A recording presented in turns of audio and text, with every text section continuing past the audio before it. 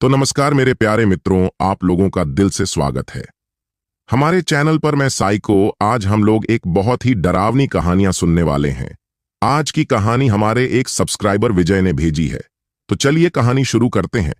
लेकिन कहानी को शुरू करने से पहले हमारी आप लोगों से एक छोटी सी रिक्वेस्ट है कि आप लोग कहानी तो सुन लेते हो, मगर वीडियो को लाइक नहीं करते हो, तो हमारे वीडियो को लाइक करके हमारे चैनल को भी सब्सक्राइब कर लो, ताकि आपकी और हमारी नजदीकियां बढ़ जाए। और अपना नाम और आप लोग हमारी कहानी को कहां से सुन रहे हो कमेंट कर दो। हम अपनी दूसरी वीडियो में आप लोगों का नाम लूंगा। और आप लोग भी हमारे साथ कोई कहानी साझा करना चाहते हैं तो डिस्क्रिप्शन में इंस्टाग्राम आईडी का लिंक मिल जाएगा, उस पे भेज सकते हो। तो चलिए विजय के पॉइंट ऑफ व्यू से सुनते हैं।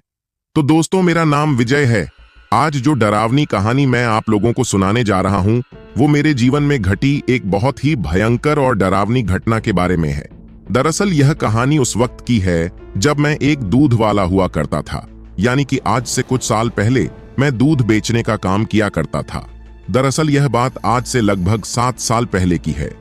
वो दिन 17 फरवरी 2018 का था। उस दिन से पहली रात यानी कि 16 फरवरी की रात को मैं अपने दूध के सारे बर्तन एक जगह पर रखकर सो गया था, क्योंकि रात के 2 बजे से ही मुझे मेरी भैंसों का दूध निकालना था। अब रात के 2 बजे का नाम सुनकर आप में से बहुत से लोगों को यह बात हजम नहीं हो रही होगी कि भला रात के 2 बजे ही भैंस का दूध कौन निकालता है। तो इसके पीछे की वजह मैं आप लोगों को बता दूं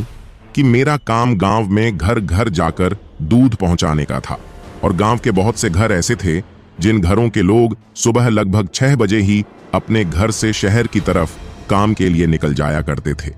लेकिन उनके 6 बजे घर से निकलने से पहले मुझे उनके घर तक दूध पहुंचाने का काम करना पड़ता था। अगर मैं 1-2 दिन भी लेट हो जाता था तो वह लोग मुझे दूध लाने के लिए मना कर देते थे, क्योंकि मेरे गांव में मेरे अलावा भी 1-2 लोग और थे जो मेरी तरह ही दूध बेचने का काम किया करते थे। इसी वजह से मुझे हमेशा ही इस बात का ख्याल रखना पड़ता था कि मेरे काम में कहीं पर कोई भी कमी ना हो, ताकि गांव में मेरे जितने भी ग्राहक जुड़े हुए हैं वो किसी वजह से मुझसे ना बिछड़े। इसी वजह से मैं रात के 2 बजे से ही दूध निकालना शुरू कर देता था,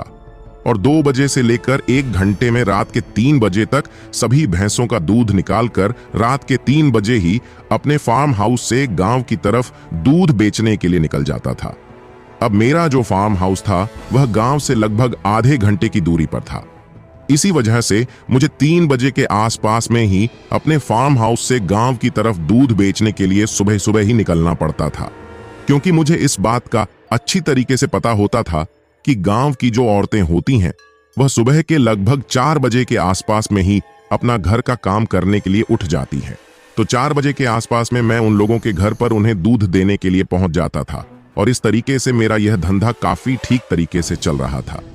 साथ ही इस धंधे में मेरी जो घर वाली थी वह भी मेरी काफी मदद किया करती थी। रात को जब मैं 2 बजे भैंसों का दूध निकालने के लिए बैठता था तो मेरे साथ साथ वो भी दूध निकालने का काम किया करती थी। इसी वजह से हम दोनों साथ में मिलकर इतनी सारी भैंसों का एक साथ दूध निकाल लेते थे। और जो 5-7 भैंसों का जो दूध बच जाता था उसको मेरे आने के बाद पीछे से मेरी घरवाली निकाल लेती थी। लेकिन मुझे इस बात का उस वक्त जरा भी अंदाजा नहीं था कि एक दिन इसी दूध के धंधे को करते हुए मेरे साथ एक ऐसी डरावनी घटना होगी कि उस घटना के होने के बाद मुझे इस बात का अच्छी तरीके से अंदाजा हो जाएगा कि अगर अब मैंने इस दूध वाले धंधे को बंद नहीं किया तो एक दिन मेरी सांसें बंद हो जाएंगी, क्योंकि उस दूध वाले धंधे की वजह से मेरे पीछे एक ऐसा डरावना साया पड़ गया था कि उस साये ने मेरा जीना हराम कर दिया था। अब 16 फरवरी 2018 की रात को अपने दूध के सारे बर्तन एक जगह पर रखकर मैं सो गया था, और जैसे ही रात के 2 बजते हैं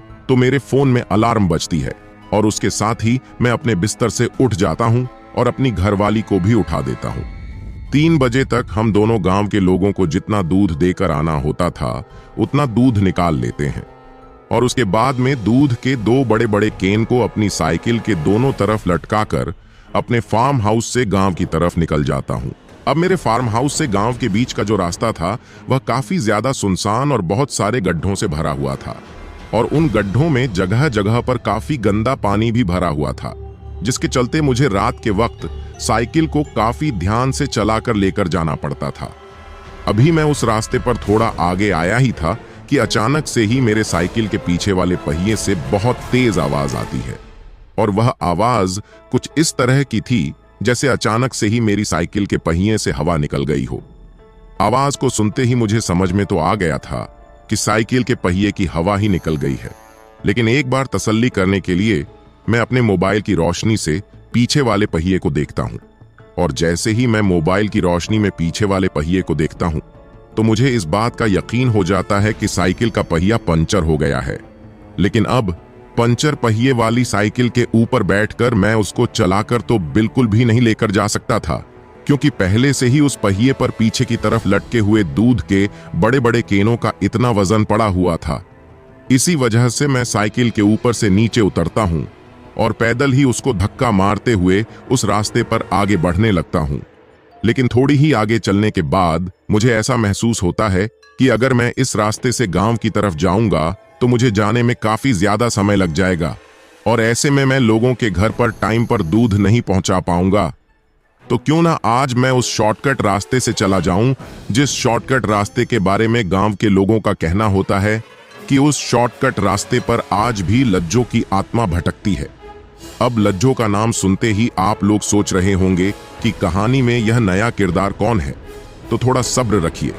आपको जल्द ही इस नए किरदार के बारे में भी पता चल जाएगा। दरअसल उस वक्त जब मैं उस शॉर्टकट रास्ते की तरफ से जाने के बारे में सोच रहा था तो मुझे इस बात का अच्छी तरीके से पता था कि उस रास्ते की तरफ से जाना बिल्कुल भी सही नहीं है, क्योंकि उस रास्ते को पूरे गांव के द्वारा भूतिया कहा जाता था। रात को जाना तो दूर की बात थी, उस रास्ते से तो कोई दिन के वक्त भी नहीं जाता था, क्योंकि दिन के वक्त भी उस रास्ते पर जाने से बहुत से लोगों को ऐसा महसूस होता था जैसे कोई उनका पीछा कर रहा है। इसी वजह से गांव के लगभग हर घर में उस रास्ते के बारे में चर्चाएं होती रहती थीं, और गांव के लोग अपने घर के छोटे बच्चों को यह बात समझाते रहते थे कि भूलकर भी उस रास्ते की तरफ मत जाना।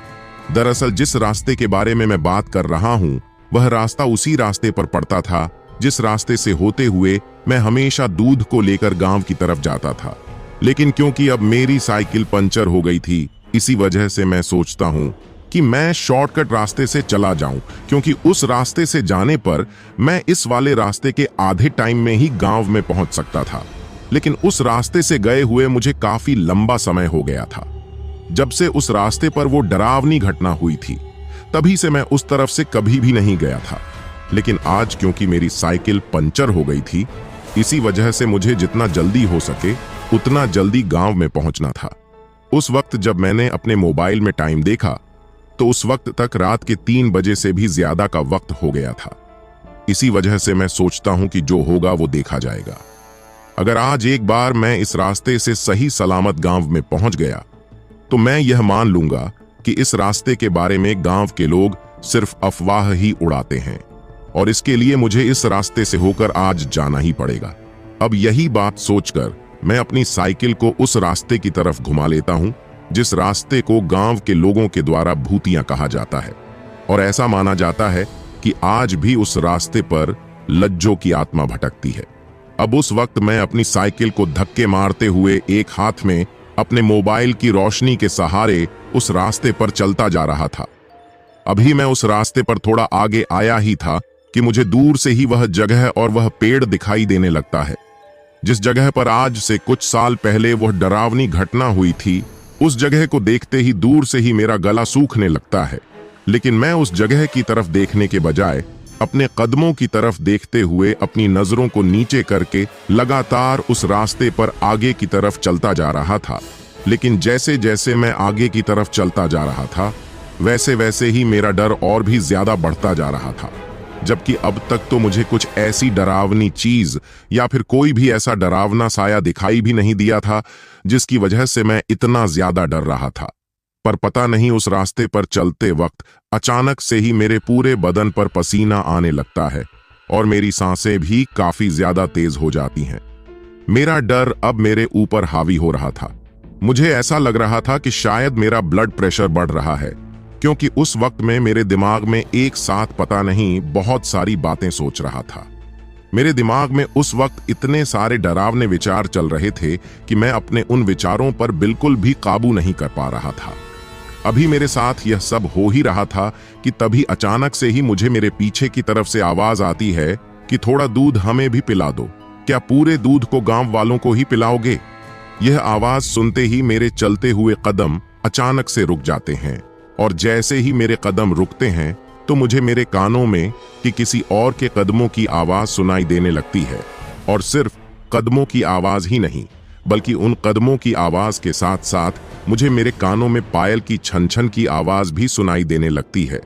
उस आवाज को सुनकर मुझे ऐसा महसूस होता है कि जो कोई भी पीछे की तरफ से मुझे आवाज लगा रहा है, उसने अपने पैरों में काफी मोटी मोटी पायल पहन रखी है। और अगर उसने पायल पहन रखी है तो हो ना हो वो कोई ना कोई औरत या फिर कोई लड़की है। लेकिन उस वक्त में मेरे दिमाग में सोचता हूं कि रात के इस घने अंधेरे में 3 बजे के आसपास में ही भला कोई औरत या लड़की यहां पर क्या कर रही होगी। और अगर इसको दूध ही चाहिए था तो यह मुझसे गांव में भी कह सकती थी। इस तरीके से इस सुनसान रास्ते पर मुझे दूध लेने के लिए क्यों रोक रही है? जैसे ही मैंने मेरे दिमाग में यह बात सोची तो मुझे गांव के लोगों के द्वारा जो बातें कही जाती थीं वह बातें याद आने लगती हैं। दरअसल जब कभी भी गांव में इस सुनसान रास्ते पर हुई उस डरावनी घटना के बारे में बातें चलती हैं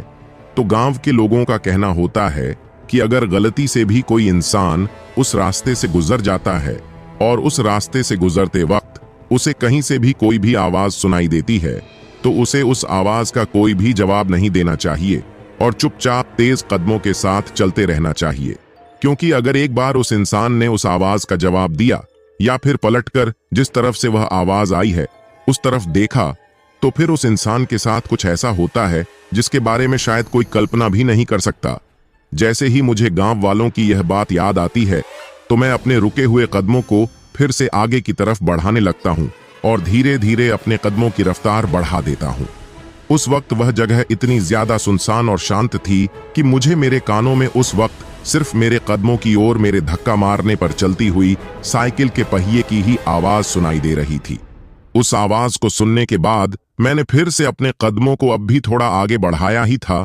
कि एक बार मुझे फिर से वो आवाज आती है। और इस बार वह आवाज उस तरह से नहीं आई थी जिस तरह से थोड़ी देर पहले मुझे सुनाई दी थी। दरअसल इस बार वह आवाज काफी ज्यादा भारी और भयंकर रूप से आई थी। इस बार जैसे ही मैंने उस आवाज को सुना तो मेरे होश उड़ गए, क्योंकि अभी जो माहौल बिल्कुल शांत और सन्नाटे से घिरा हुआ था वह एक ही झटके में उस आवाज से गूंज गया था। मुझे ऐसा लगा कि जैसे चारों तरफ से सिर्फ वही आवाज आ रही हो।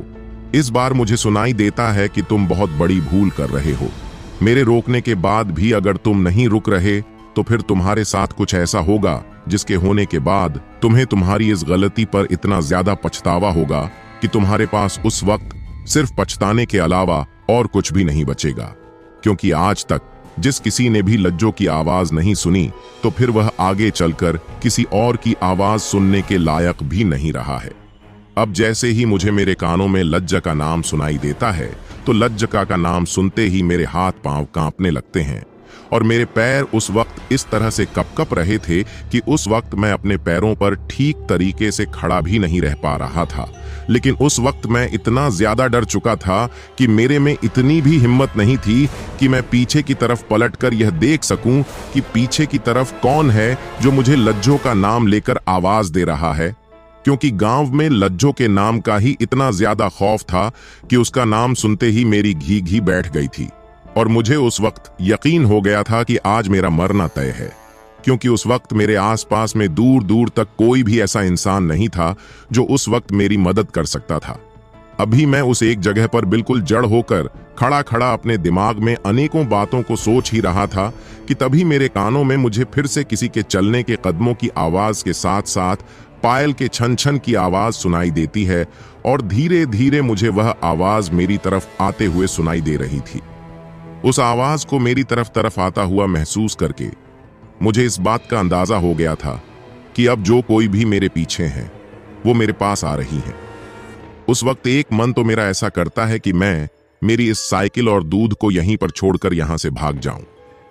लेकिन उस वक्त मैं चाहकर भी ऐसा नहीं कर सकता था क्योंकि मेरा शरीर मेरा बिल्कुल भी साथ नहीं दे रहा था।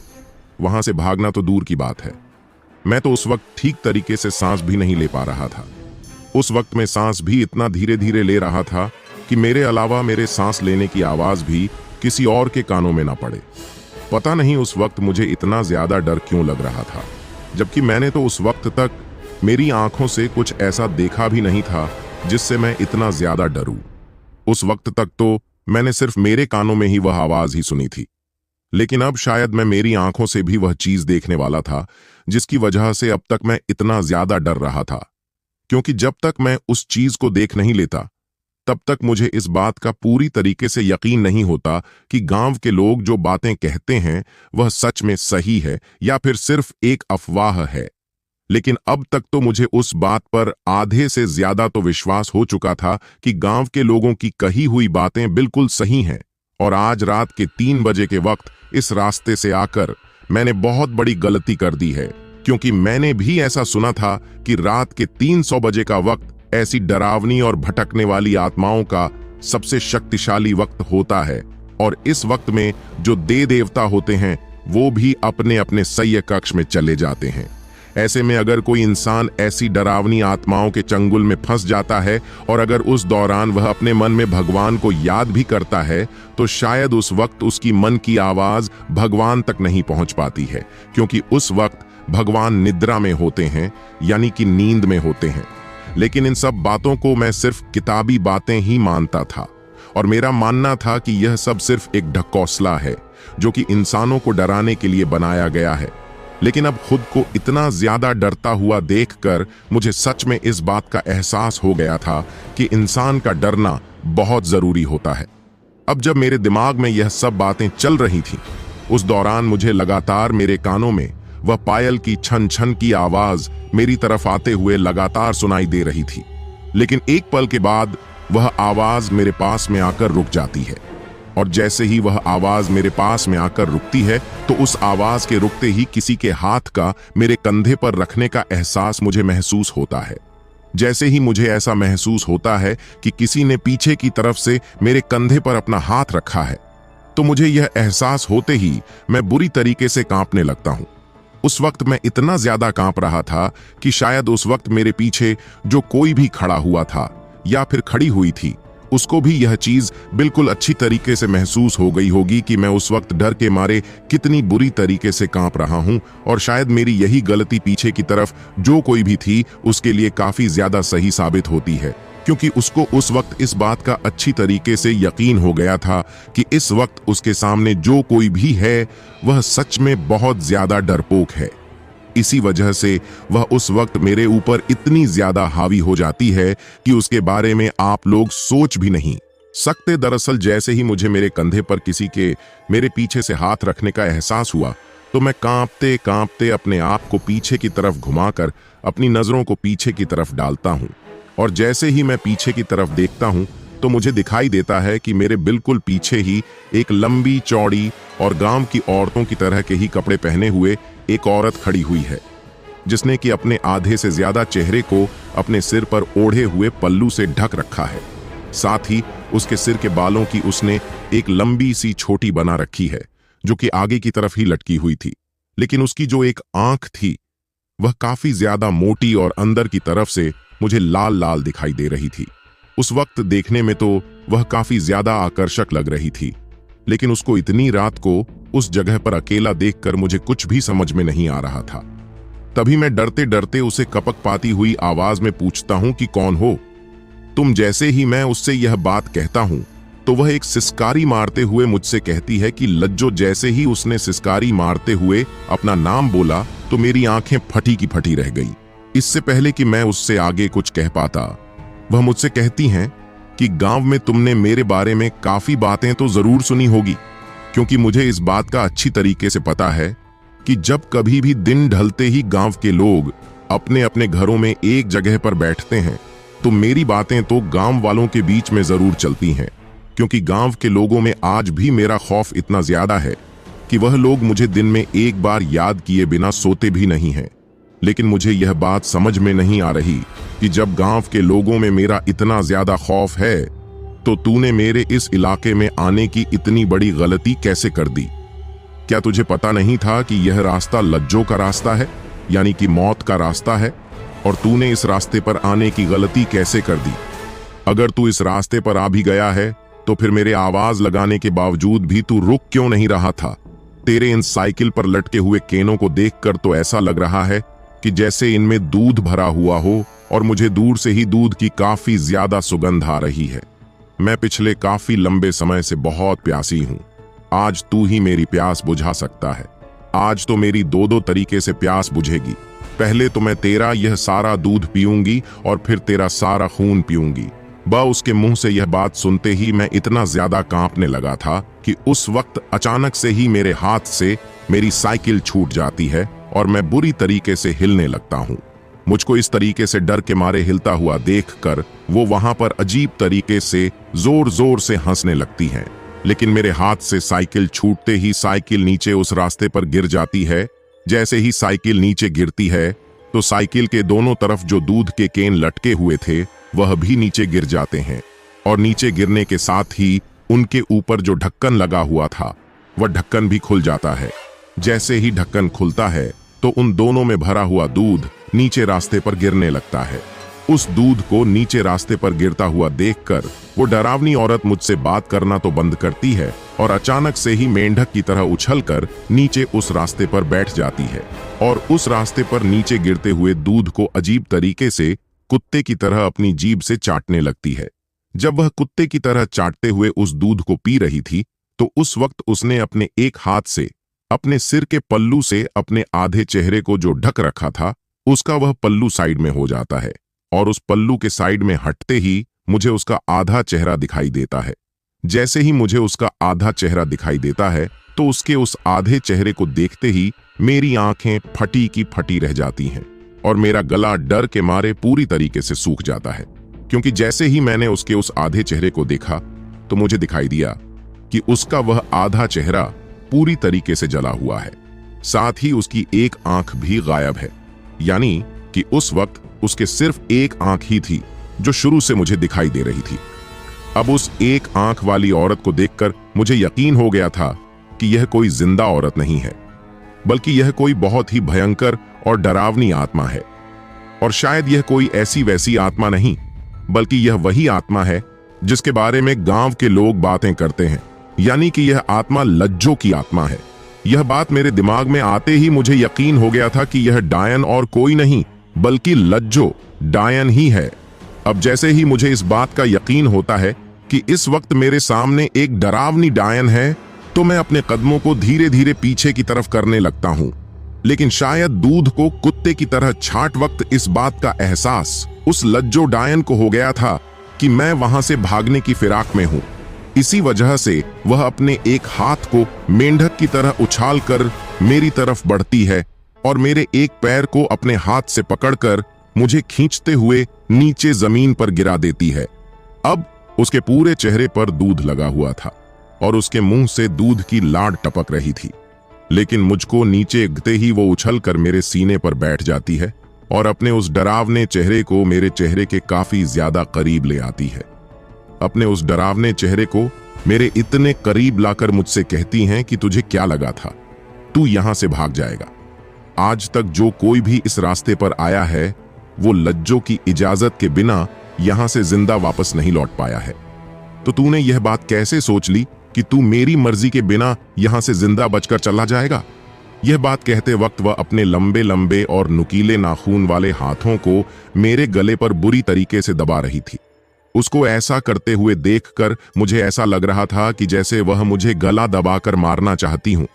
अभी मैं ऐसा सोच ही रहा था कि तभी उसने मेरे गले को दबाना तो छोड़ दिया और उसने मेरे पैर की एक जांघ को पकड़कर उस जांघ में अपने लंबे लंबे नाखूनों को गुस्सा दिया था और मेरी जांघ को बुरी तरीके से फाड़ दिया था। अब मेरी जांघ से काफी ज्यादा खून बहने लगा था और मेरी जांघ के मांस को वह अपने लंबे लंबे नुकी दांतों से कुरेद कुरेद कर बाहर निकालने लगी थी। जब मेरे साथ वो यह सब कर रही थी तो मेरे मुंह से सिर्फ चीख ही निकल रही थी और मैं जोर जोर से चिल्ला रहा था कि बचाओ बचाओ। उस वक्त आसपास के पूरे इलाके में मेरे चीखने की ही आवाजें गूंज रही थीं, लेकिन मेरे इतने पूरी तरीके से चीखने और चिल्लाने का उस डायन पर कोई भी असर नहीं पड़ रहा था। वो तो लगातार अपने मुंह को मेरी जांघ पर लगाकर मेरे खून को पी रही थी। उसको ऐसा करता हुआ देखकर मुझे उस वक्त कुछ भी समझ में नहीं आ रहा था, लेकिन मैं थोड़ी बहुत हिम्मत करके उस सुनसान और उबड़-खाबड़ रास्ते पर जब मैं नीचे गिरा हुआ था, तो मैं अपने हाथों को इधर उधर मारने लगता हूं। जब मैं अपने हाथों को इधर उधर मारता हूं, तो मेरे हाथ में अचानक से ही एक पत्थर आ जाता है। मैं किसी तरह से हिम्मत करके उस पत्थर को अपने हाथ से उठाता हूं और जोर से उस डायन के सिर पर दे मरता हूं, लेकिन उस पत्थर के मारने का उस डायन पर कोई भी असर नहीं होता है और वह मेरी तरफ देखकर अजीब तरीके से मुस्कुराने लगती है और मुझसे कहती हैं कि मार और मार, तुझे क्या लगता है कि तू इस छोटे से पत्थर से मुझे मारकर यहां से बचकर चला जाएगा। ये बात कहकर वह मेरी उस जांघ के गांव में अपने हाथ के नुकीले नाखूनों को डालती है और अजीब तरीके से घुमाते हैं। जैसे ही वह मेरे उस घाव में उन नाखूनों को अजीब तरीके से घुमाते हैं, तो मुझे इतना असहनीय दर्द होता है कि उस वक्त मेरी इतनी भयंकर और तेज चीख निकलती है कि इससे पहले मैं इतना तेज उस वक्त नहीं चीखा था। मुझको इतनी बुरी तरीके से चीखता हुआ देखकर शायद उसको बहुत ही ज्यादा मजा आ रहा था, लेकिन उस वक्त शायद मेरे और उसके अलावा भी वहां आसपास के इलाके में उस वक्त तक कोई दूसरा भी मौजूद था और शायद उन लोगों तक मेरी वो चीखने की आवाज पहुंच गई थी। इसी वजह से थोड़ी ही देर बाद जब मैं बचाओ बचाओ चिल्ला रहा था, तो अचानक से ही दूर कहीं से वहां पर एक दांतली आकर गिरती है और वह दांत हली सीधा उस डायन के सिर पर आकर लगती है। जैसे ही वह दांतली काफी तेज रफ्तार में उस डायन के सिर पर आकर लगती है, तो पलक झपकते ही वह डायन वहां से गायब हो जाती है। उस वक्त मुझे कुछ भी समझ में नहीं आ रहा था कि मेरे साथ क्या हो रहा है। उस वक्त मुझे इतना ज्यादा दर्द हो रहा था कि मैं दर्द के मारे बस बेहोश होने ही वाला था। लेकिन बेहोश होने से पहले मेरी आंखों के सामने मुझे इतना तो दिखाई दे गया था कि वहां पर कोई दूसरी औरत आ गई है और आंख बंद होने से पहले मुझे धुंधला धुला ये दिखाई दे दिया था कि वह गांव की संतोष चाची की तरह ही दिखने वाली कोई औरत है। लेकिन जब मेरी आंख खुलती है, तो उस वक्त मैं उस गांव के ही एक छोटे से दवाखाने में पड़ा हुआ था और मेरे पैर पर उस गांव में जो वेद जी बैठते थे, वह मरहम पट्टी कर रहे थे। उस वक्त मेरी जांघ बुरी तरीके से काली पड़ चुकी थी, क्योंकि उस डायन ने मेरे पूरे पैर का खून चूस लिया था। जब मेरी आंख खुलती है, तो उस वक्त मेरी घरवाली के साथ साथ मेरी चारपाई के चारों तरफ गांव के बहुत से लोग इकट्ठा हो रखे थे। मेरी आंख खुलते ही सभी लोग एक साथ मुझसे यह पूछने लगे थे कि आखिर तुम्हारे साथ वहां पर क्या हुआ और तुम उस सुनसान रास्ते पर क्यों गए थे। होश में आने के बाद मैं गांव के लोगों को मेरे साथ जो कुछ भी हुआ था वह सारी बातें बताता हूं, और सारी बातें उन लोगों को बताने के बाद मैं भी उनसे यह बात पूछता हूं कि आखिर मैं उस डायन की चंगुली से बचकर यहां तक कैसे आया। तो मेरे ऐसा पूछते ही मेरे सामने बिल्कुल उसी तरह की दिखने वाली औरत आती है जो कि आंखें बंद होने से पहले मैंने उस सुनसान रास्ते पर देखी थी। जैसे ही वह औरत मेरे सामने आती है, तो मुझे दिखाई देता है कि वो तो गांव की बुजुर्ग औरतों में से एक संतोष चाची हैं। जैसे ही संतोष चाची मेरी आंखों के सामने आती है, तो वो मेरे सामने आकर मुझसे कहती हैं कि वो तो अच्छा हुआ कि उस वक्त मैं उस सुनसान रास्ते से थोड़ी ही दूर थी, इस वजह से तुम्हारी जान बच गई। दरअसल आज भी हमारे उस गांव में जो औरतें हैं, वो सुबह के वक्त खुले में ही शौच करने के लिए जाती हैं, क्योंकि आज भी गांव के बहुत से घरों में शौचालय नहीं बना हुआ है, और अगर किसी के घर में बना हुआ भी है, तो गांव की औरतों की काफी लंबे समय से खुले में ही शौच करने की आदत पड़ी हुई है। इसी वजह से वह खुले में ही जाती है। और उस दिन जब रात के 3:30 के आसपास में मेरा उस डरावनी डायन लज्जो से आमना सामना हुआ था, उस वक्त गांव की कुछ औरतें सुबह 4 बजे बजने से पहले ही शोज करने के लिए उस सुनसान इलाके की तरफ आई थीं, क्योंकि 400 बजे के बाद तो गांव के जो पुरुष होते हैं वह शौच करने के लिए उस तरफ आ जाते हैं। तो गांव के पुरुषों के आने से पहले ही गांव की औरतें शौच करके गांव तक वापस आ जाती हैं। उस वक्त जब वह डायन मेरे ऊपर हमला करके मेरी जांघ से खून पी रही थी, तो उस वक्त तक 3:30 से भी ज्यादा का समय हो चुका था, और ऐसे में उस वक्त वह जो संतोष चाची थी, वह उसी इलाके में शौच करने के लिए जा रही थी। लेकिन जब उनको मेरी चीखने की आवाज सुनाई दी, तो वो मेरे को काफी अच्छी तरीके से पहचानती थी। इसी वजह से उनको लगा कि यह तो उस दूध वाले भव्वारा की आवाज है जो रोजाना हमारे घर पर दूध देने के लिए आता है। मेरी चीख सुनकर वह जल्दी जल्दी उस तरफ बाकी की औरतों के साथ आती है, लेकिन क्योंकि पहले से ही गांव में लज्जो डायन का खौफ फैला हुआ था, इसी वजह से सुबह के वक्त जो कोई भी शौच करने के लिए आता था वह अपने हाथ में चक्कू या दांतली लेकर जरूर आता था, क्योंकि ऐसा माना जाता है कि जब ऐसी कोई भी चीज आपके साथ होती है तो आप आने वाले खतरे से अपने आप को थोड़ा सुरक्षित महसूस कर सकते हैं। और उस वक्त संतोष चाची के हाथ में दांतली थी। इसी वजह से उन्होंने दूर से ही मेरे को उस डायन के चंगुल में देखकर उस दांतली को उस डायन के ऊपर फेंक कर मारा था, जिसको अपने सिर में लगते ही वो डायन वहां से गायब हो गई थी। और उसके बाद कुछ ही देर में मैं वहां पर बेहोश हो गया था। अब मेरे बचकर आने की कहानी तो आप लोगों ने सुन है, लेकिन मैं जानता हूं कि आप लोगों के मन में इस वक्त एक प्रश्न और बचा हुआ है कि आखिर वो लज्जो डायन कौन थी। तो मैं आप लोगों को बता दूं कि वह लज्जो डायन पहले उसी गांव में रहती थी। शुरू में जब उसकी शादी हुई थी और दूसरे गांव से वह इस गांव में शादी करके आई थी और नई नई दुल्हन थी, उस वक्त तक तो उसके जीवन में सब कुछ ठीक था, लेकिन धीरे धीरे गलत संगति की वजह से उसका जो घरवाला था वह शराब पीने लगा था और रोज रात को शराब पीकर आने के बाद वो उसको मारता था। एक दिन तो मारते मारते उसने इतनी हद पार कर दी कि जब वह शराब पीकर घर पर आया था तो उस वक्त लज्जो अपने घर पर लोहे के तवे पर रोटी बना रही थी, लेकिन जब वह उसको मारने लगा तो गुस्से में आकर उसके आदमी ने उस गर्म तवे को उठाकर ही उसके चेहरे पर मार दिया था, जिसकी वजह से उसका एक तरफ का चेहरा बुरी तरीके से जल गया था। रोज रोज की इस मारपीट से परेशान होकर लज्जू अपने मायके वालों से भी अपने ऊपर हो रहे उस अत्याचार की शिकायत करती है, लेकिन क्योंकि उसके पीहर वाले काफी ज्यादा गरीब थे, इसी वजह से वह इस मामले में कुछ भी नहीं कर पाते हैं। कहीं से भी कोई भी सहायता न मिलते हुए देखकर लज्जो अपने आप को ही खत्म करने का फैसला कर लेती है और जो सुनसान रास्ता उस तरफ से गुजरा था, जिसके बारे में गांव के लोगों का आज कहना है कि वह काफी ज्यादा डरावना है और वहां पर लज्जो की आत्मा भटकती है, उसी रास्ते पर लज्जो के पति के हिस्से की जमीन थी, यानी कि उनका खेल था। इसी वजह से सुबह के वक्त जब लज्जो शौच करने के लिए अकेले ही उस खेत में आई तो पता नहीं उसके दिमाग में क्या विचार आया और उसने उसी खेत में जो बड़ा सा आम का पेड़ था, उसने उस आम के पेड़ से अपने आप को फांसी लगा ली और वह उस दिन वहां पर मर गई थी। सुबह के वक्त जब गांव के बाकी के किसान अपने अपने खेतों की तरफ गए तो उन्हें दूर से ही लज्जो की लाश आम के पेड़ से लटकी हुई दिखाई देने लगी।